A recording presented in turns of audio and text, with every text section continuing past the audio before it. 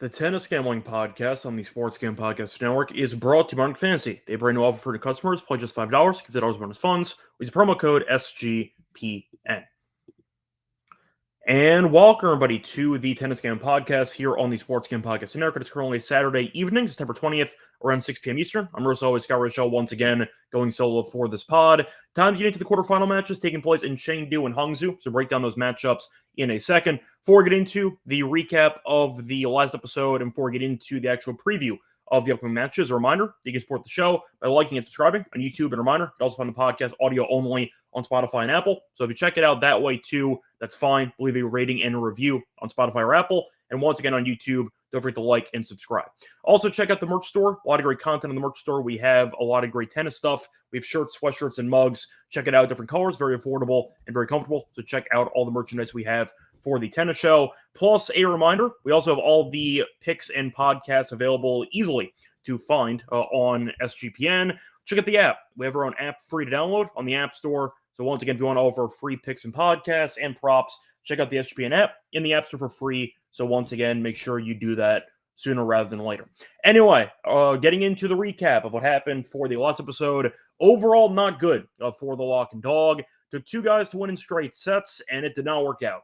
For the Lock, we had Norrie in straight sets, as he ended up losing outright as a minus 500 favorite. Won the first set, then went behind a break early in the second, and then eventually did lose outright. So scam Norrie back at it again, as he ended up losing to a guy who had not won an ATP match in about a year. So not a good showing there by Norrie. For the Dog, pretty annoying loss there, as Perricard did win as he beat Misalic, but he won in 3 instead of 2. Had, I think it was 4 break points in the first set, choked them all away, then buried them in the second and third set. So either way, Perricard won the match. He just did not convert the break points in the first set. Picked up a loss as he ended up winning in 3. So not a great start to the post-US Open campaign. Try to bounce back here in this episode. Now, looking at the actual recap of the matches that happened recently in the round of 16, starting off in Chengdu, decent amount of drama with the exception of the first match. So Basilashvili, who ended up beating McDonald in straight sets. Then you had some chaos. You had Daniel, who ended up beating Griekspoor. I believe Daniel was down a set and faced break point late in the second set. Fought it off, got the break, and then eventually did win the third set. Griekspoor's questioned his fitness recently, and it wasn't very good, as Daniel got the job done there in a nice comeback win. Musetti ended up beating Prismic, first match back post-US Open, and it was fun, went 3 sets, but Musetti kind of dominated the third set as he won 6-2 in the final set.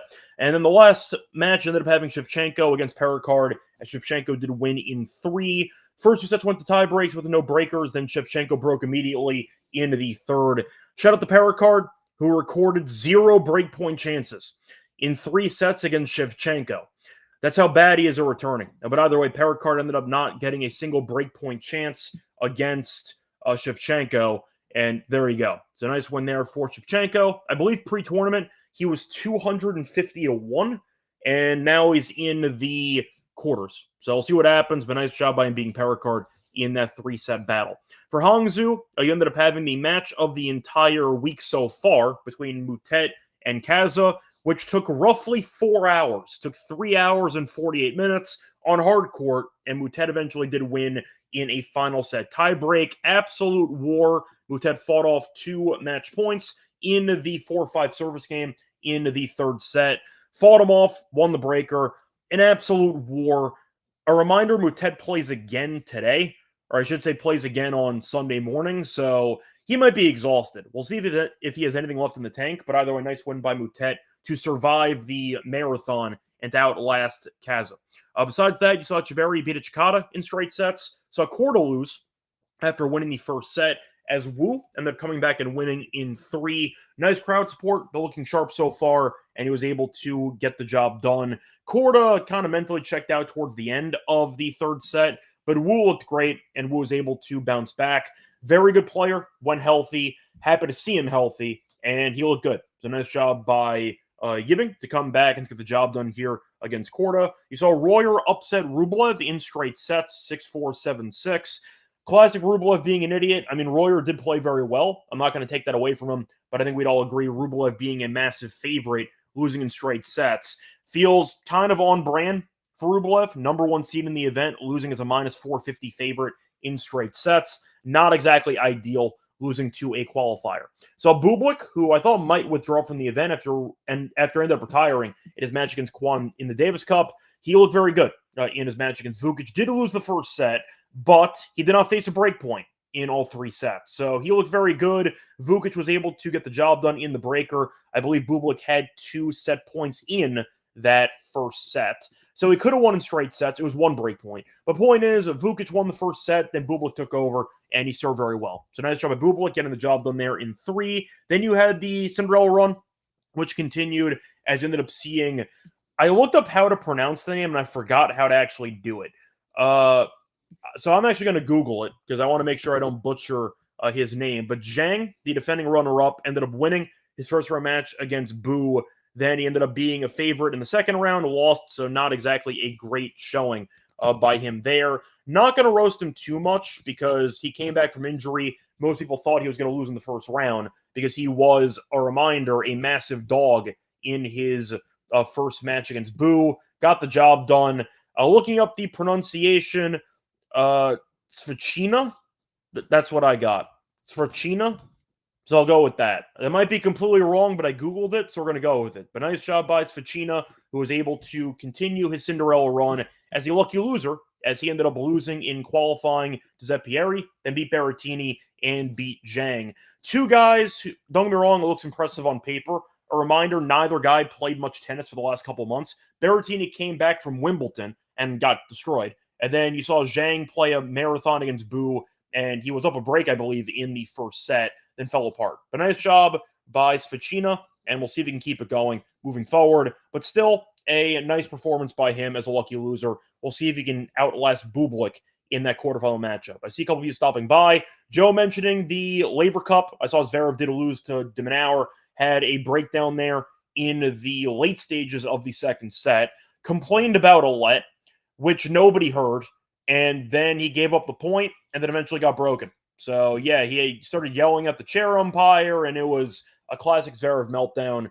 Still a clown. Doesn't matter what the event is. Still a clown. But either way. I see Prince mentioning that Korda's cost him for the second time.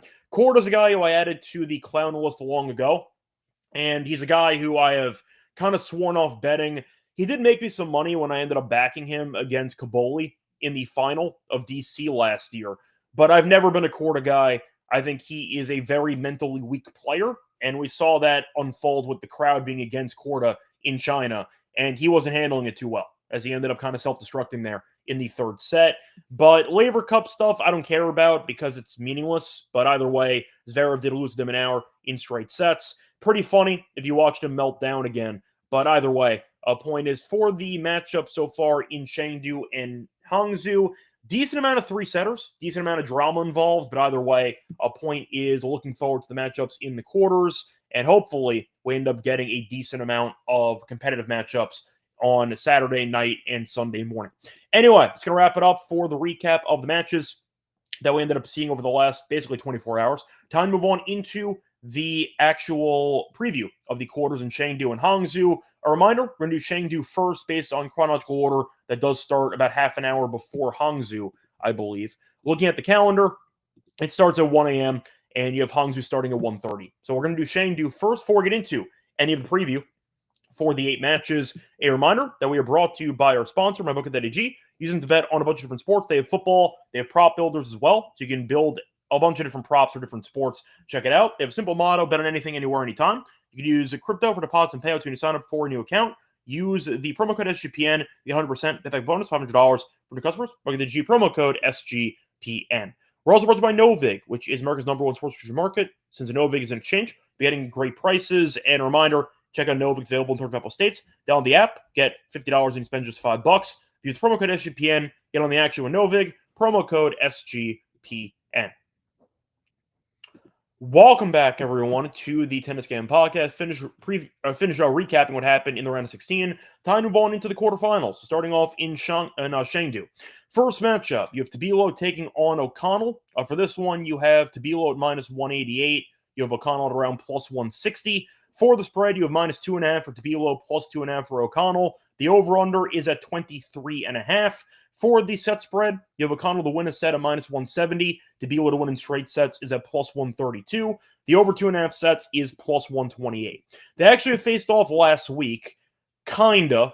I'll put an asterisk next to it. Faced off in China, actually, in the Challenger right before this. The problem was they played 3 games.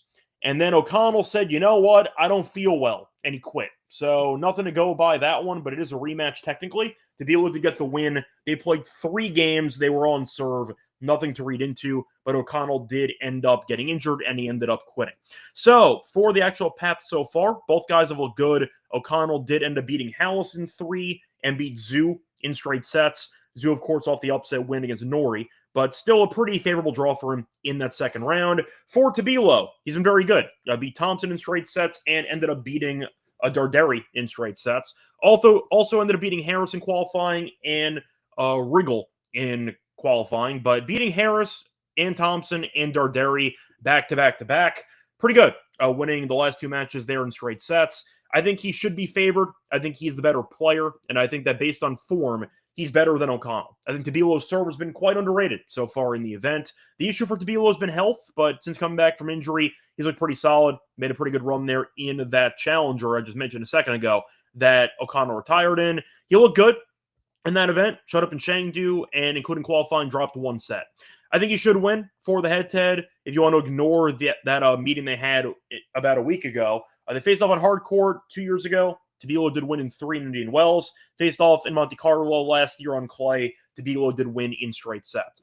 I think that O'Connell is fine, but I think Tabilo is the better player. So based on that, I'll go with Tabilo -2.5. He's looked very sharp. It has not been a fluky, dominant performance so far for Tabilo in the event. He's definitely looked the part. For O'Connell, we know Hallis has been very up and down this season, and the fact is he lost the first set, came back and won in 3. And Zhu is an average challenger player who he was fortunate to play against in the second round, and he buried. So for me, give me Tabilo in this one. Think he'll be able to outlast O'Connell in the rallies. We know Tabilo is not afraid of really just taking pace off the ball and injecting pace when he needs it. I think the lack of, I'd say, predictability for Tabilo is going to really frustrate O'Connell. O'Connell, one-handed backhand and all, does like to kind of stick with one game plan only and doesn't really venture away from it. I think the variety is going to be too much for O'Connell here. Give me Tabilo minus the 2.5 games here as my favorite play for this one. Moving on to the next matchup, you have 2 Americans going at it. You have Nakashima taking on Giron. Nakashima -220. Giron is +180. For the spread, I see -2.5 for Nakashima, +2.5 for Giron. The over-under is at 23.5. Set spread, you have Giron to win a set at -155. You have Nakashima to win straight sets at +121. And the over 2.5 sets is around +130.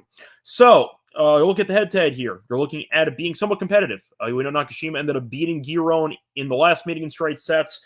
Every meeting, though, happened in 2022 or before that. So, very dated.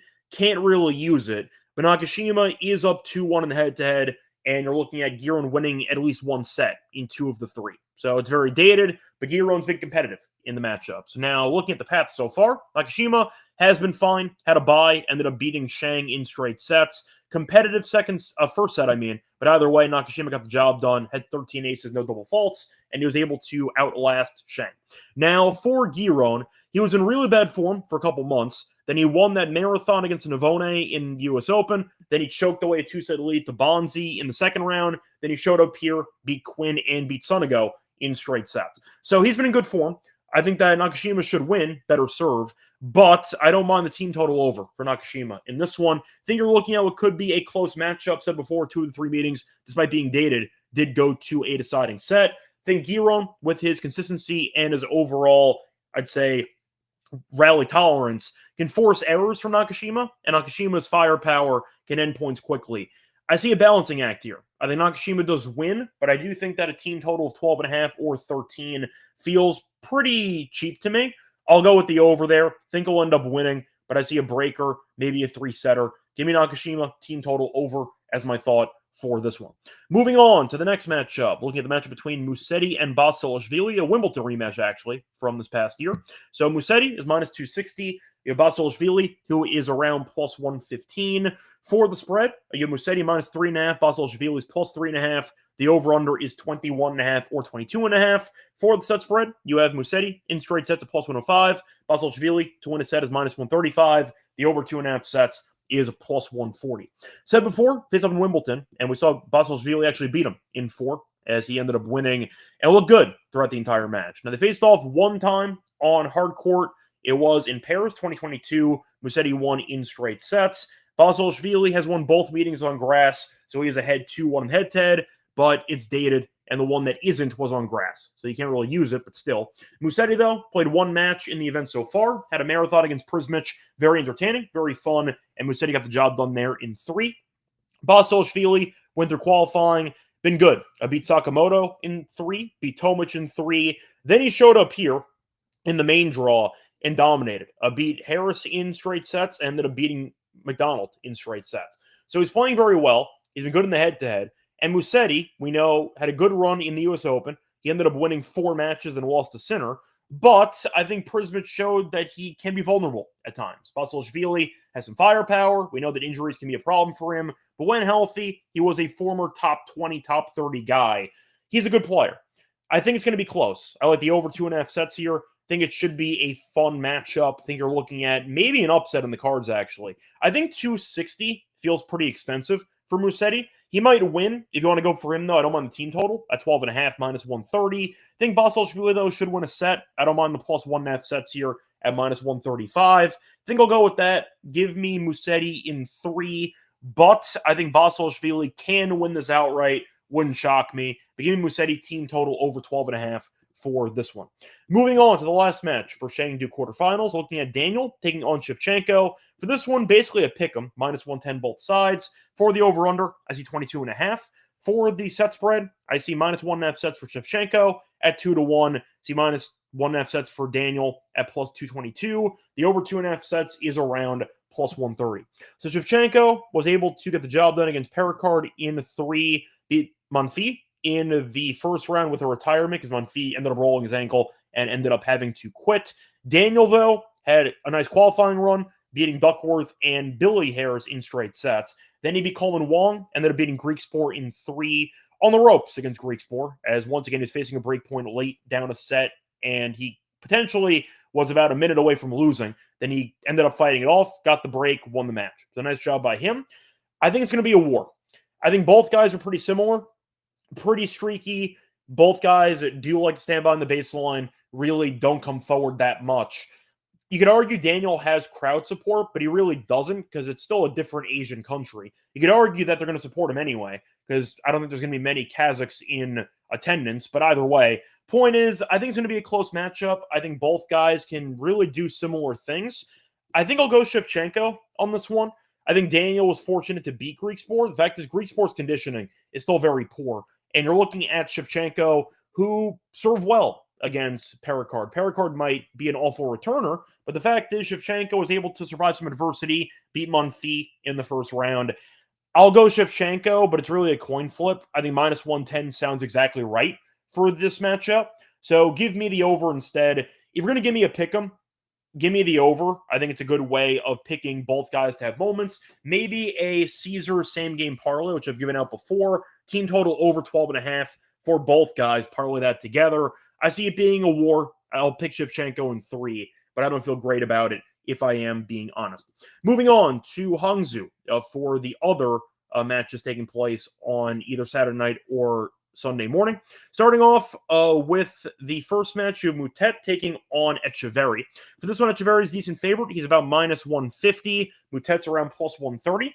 For the spread for games, minus 1.5 is minus 115 for Etcheverry. Plus 1.5 is minus 105 for Moutet. The over-under in games is at 23.5. Set spread, Etcheverry straight sets plus 175. Moutet to win in straight sets plus 285. The over 2.5 sets is around plus 125.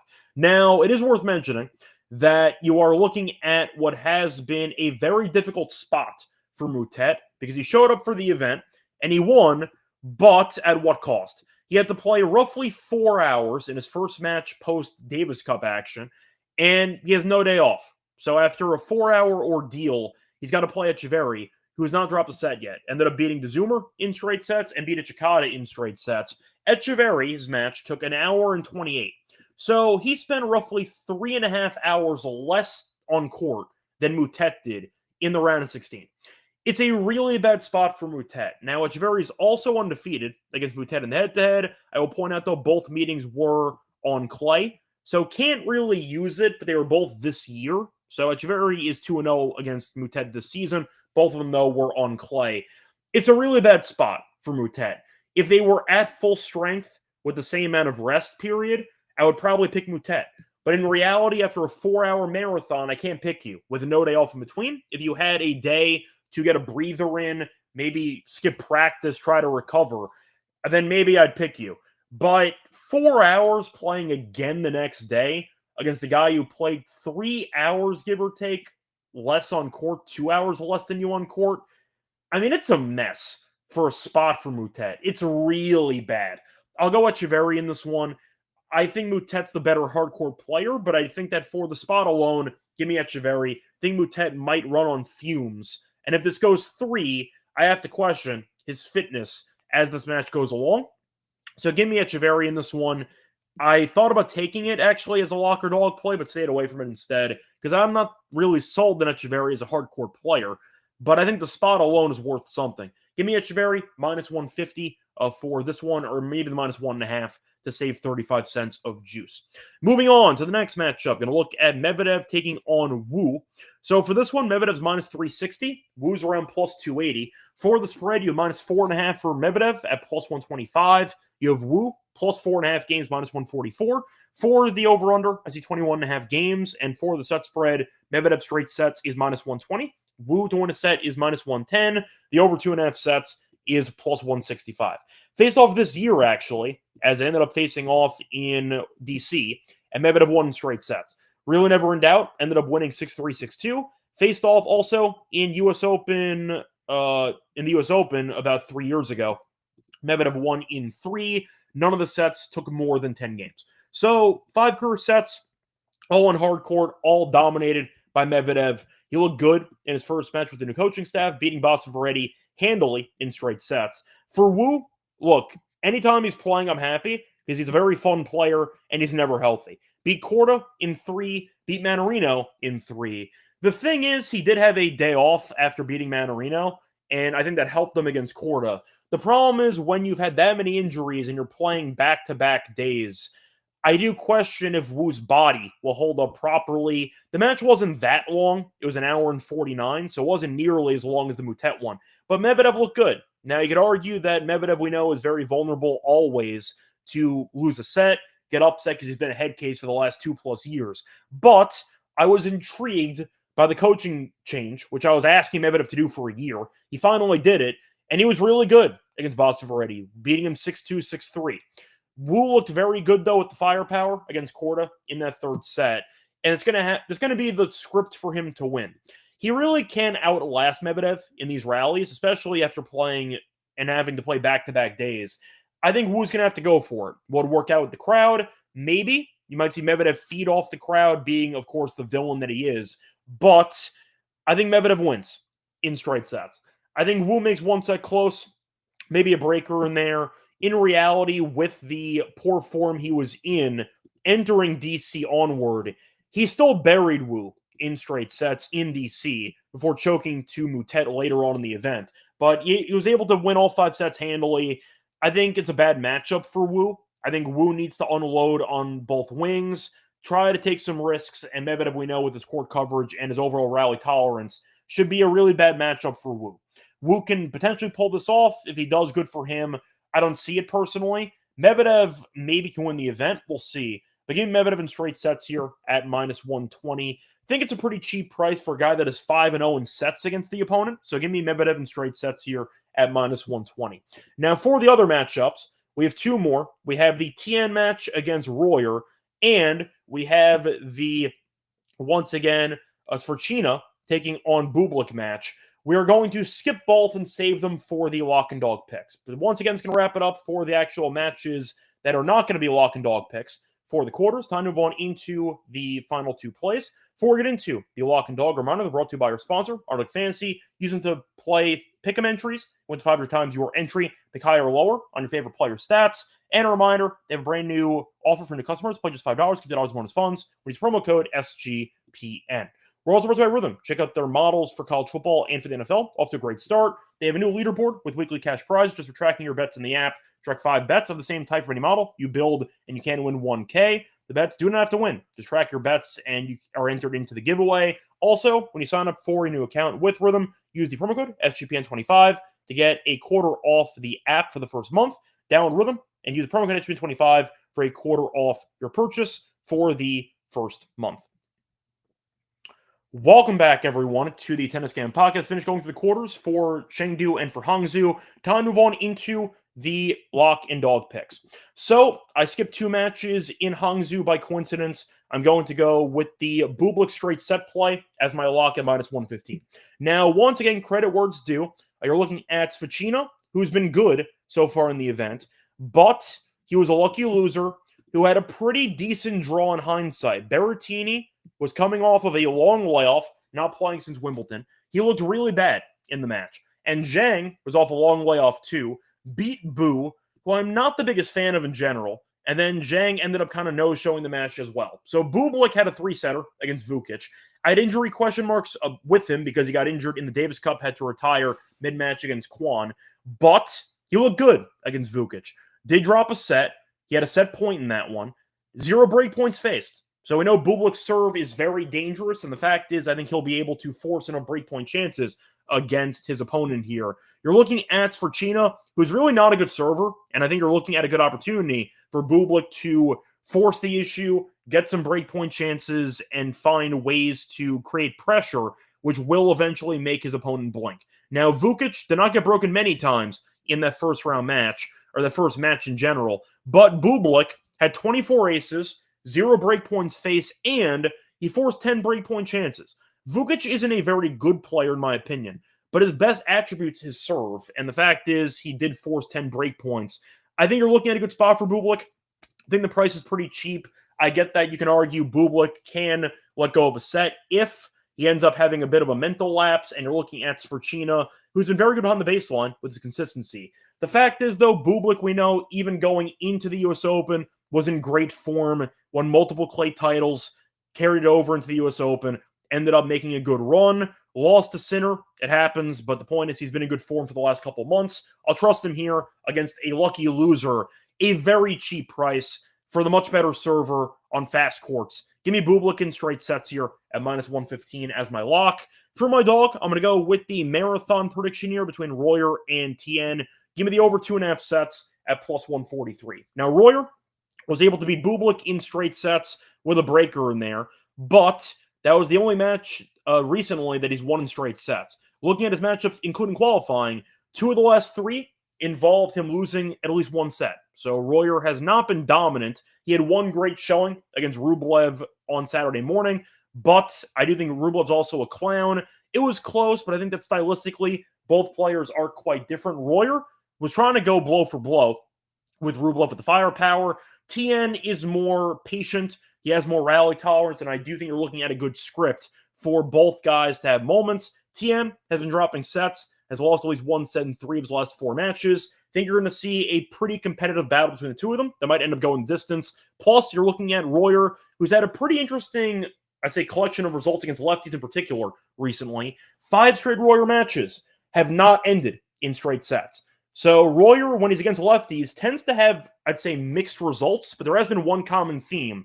He does win a set and lose a set constantly. So with the 5 straight in the trend department for Royer, I'll take it here. I think Royer will have a bit of a slip-up after the match against Rublev, but he still has firepower, can still force Tien into playing very defensively. On the other hand, Royer might go overboard and just punt away a bunch of points. Give me a balancing act between the two of them. Give me the over 2.5 sets as my dog for the show. So once again, the lock's going to be on Bublik straight sets against Svechina at -115. For the dog, I'm going to go with Royer and Tien over 2.5 sets at +143. It's going to wrap it up for the show. Back once again for the semis in Chengdu and Hangzhou. Till next time, I'm on Twitter.